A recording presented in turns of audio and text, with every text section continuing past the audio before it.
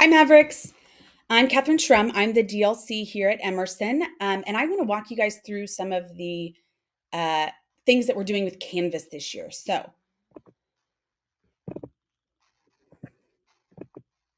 first things first, we are going to be blueprinting this year. So, Dr. Summers would like all collaborative teams to use a blueprint. And so, we're going to kind of talk through what that's going to look like. Before we do that, I'm going to show you what our template is going to look like this year. So, everyone's template will look like this. You'll have your subject name, Emerson here. You'll go in and change that, obviously. The next big change here is that instead of just having individual tutorial schedules on this main home page, you will have a subject tutorial schedule. So for example, I'm going to use algebra just because usually there's a lot of algebra teachers teaching, say, like Algebra 1. So every teacher in Algebra 1 would write their availability on this schedule. So if they're available Monday for AM tutorials, they'd write their name here. Okay. If they're not available, they just wouldn't put anything in that tutorial schedule, like subject tutorial schedule. And then their own individual tutorial schedule would show up on their individual information page for their teacher. The reason that we do that is that if I'm not available on Wednesdays at all for my students to come, because I have duty and I have, before and after school I coach or whatever, then my kids know that they can go to another teacher. Hey, Miss Jones over here, she is available. So I'm going to go and see her because I need help with algebra. So this is just to try and help make access to teachers equitable across all grade levels, or excuse me, across the subject, if that makes any sense. The next thing that I want to show you guys is that our agendas, I've changed this a little bit into being tabs. So if you look here, the first 9 weeks agenda, you can see if you click on this other tab, it'll take you to the second 9 weeks, the third 9 weeks, and the fourth 9 weeks. I'm going to go back here on the first 9 weeks, and I want to show you, I've actually gone in and linked all of these. So if you click on week 1, you'll see here's the agenda for week 1. There's only 3 parts to it. You've got whatever the goal is, what they're trying to learn, activities and resources, and then anything that's due, extra resources, notes. You can utilize this with your team how you choose to. But these have all already been linked. So if I go back in here, I'll show you week 2. I've already gone in and changed it, and I've looked at the AB calendar and changed it so that Monday, Tuesday, Wednesday, Thursday, Friday all reflect the AB calendar's dates for each week, if that makes any sense. We've also cut down the columns so that you don't have 5 anymore. There are 5 days in the week, but you're only actually teaching 3 different things every week because of our 8 AB day schedule. So we kind of cut down on that just to make this page a little bit more accessible on a small Chromebook. Maybe your students forget their Chromebook one day and they're trying to access Canvas from their phone. It's really small, it's hard to read. So we're just trying to make it a little bit easier for everyone to do that, and also to avoid having you guys have to copy and paste things into 2 columns. That's kind of silly. So we just kind of took away that extra step. Then down here at the very bottom is all of these things linked. The only thing that you'll have to change about this is that about the teacher.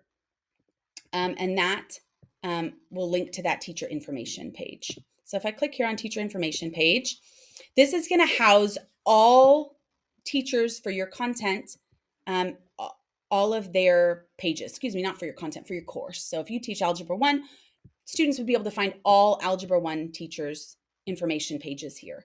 Okay, so if you click on individual ones of these, I've actually made 4 copies of the same document. So like if I click on this one, this is the second copy. If for some reason you have more than 4 teachers teaching that particular subject, then you can just duplicate it. You can make a copy of it. So you would come in here.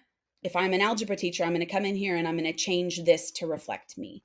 Make sure that you change your emoji here. I'm on all the pages right now, so change it to yours. That would be awesome. And then you're going to come in here and you're going to put your individual tutorial schedule here. This is going to reflect whether or not you are available each of these days.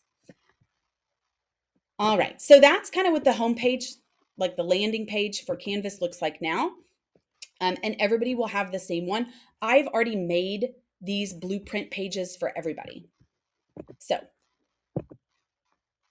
you will be cross-listing your courses into one. So all of your courses will be cross-listed to the blueprint.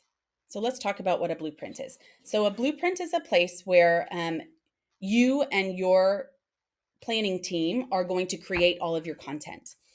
Once you have cross-listed your yearly course or your shell course into the blueprint course, you are going to see everything that you've done in your blueprint course is going to show up there in that shell course. One of the biggest problems with blueprinting, blueprinting is amazing, but the biggest complaint that I hear about it is that sometimes people break the sync. This is really not that big of a deal, and you will learn very quickly how to fix that sync. But the best thing to do to avoid breaking the sync is to only edit in the blueprint course. To try and make this easier in all of our blueprint courses, I've made this little smiley face to remind you, hey, I'm in my blueprint, right? So if you don't see that smiley face and you're editing in your own course, go to your blueprint to edit, because that's when the sync breaks.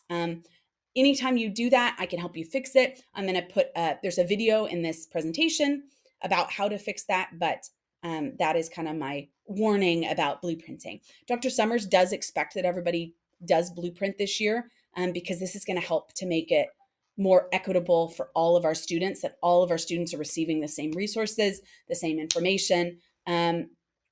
So that's kind of the idea behind it. This also is intended to help make it easier for teachers if we have somebody have to leave mid-year, if we have somebody out on maternity leave, if we have somebody, that's absent one day, that it makes it easier for everyone to be accessing the same information still. So cross-listing courses. So you guys have, if you've been here, you have had to cross-list your courses before, but there is a little video here on how to do that if you need help cross-listing. We're not going to look at that right now. You guys can go in and you should go in and watch it on your own. Then things that you need to do in your blueprint course. You need to change your subject name. You need to change the subject tutorial schedule with your team. So everybody needs to put in their information there. And then that teacher info page, everybody needs to put in a picture and their name. And then each teacher will need to go in and edit their own page.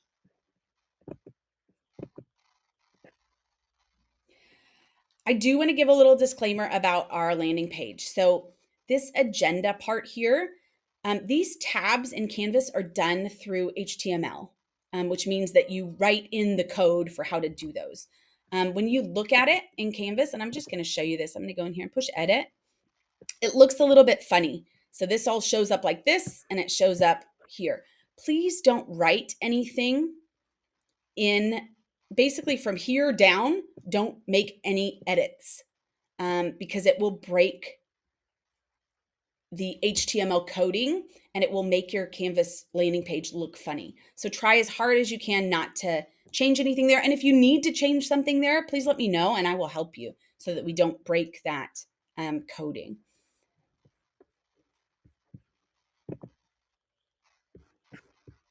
Okay, so the other thing that I want to show you about a blueprint is that when you are blueprinting something and you make an edit in your blueprint, if you click on this little box over here, there will be a button over here in the corner that says sync. It'll be blue. And anytime you've made an edit in the blueprint, it will not show up in the shell courses until you've synced it. Okay. This allows multiple people to be using it and to be in, and you can all be doing it simultaneously. And then whenever you sync, everybody's changes get synced. Do try to be careful about syncing while someone is actually still typing.